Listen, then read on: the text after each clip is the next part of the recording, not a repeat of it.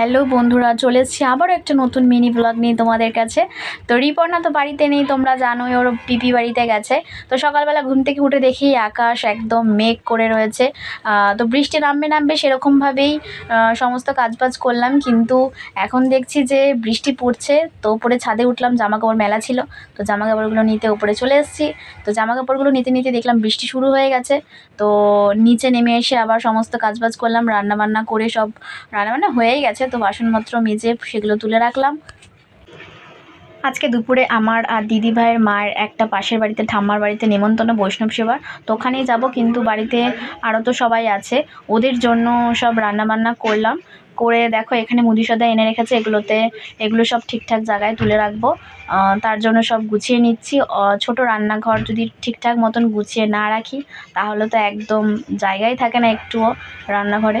তো এই জন্য সব তুলে রাখছি আনার সাথে সাথেই। তো এগুলো কাজকর্ম তাড়াতাড়ি করে আরেক জায়গায় যাব, একটু দরকার আছে। তো ব্যাংকে যাব ওর বাবার সাথে, রিপর্ণার বাবার সাথে। তো সেই জন্যই সমস্ত কাজবাজ একটু তাড়াতাড়ি করে করছি হাত চালিয়ে। এদিকে বৃষ্টি নেমে গেছে, মানে কোথা থেকে কি করব বুঝতে পারছি না, বৃষ্টিও থামছে না। তো একটুখানি কোনোরকম থেমেছে, ওর বাবাও রেডি হয়ে গেছে, আমিও রেডি হয়ে ওর বাবার সাথে চলে যাচ্ছি ব্যাংকে। তো ব্যাংক থেকে এসে পড়েছি।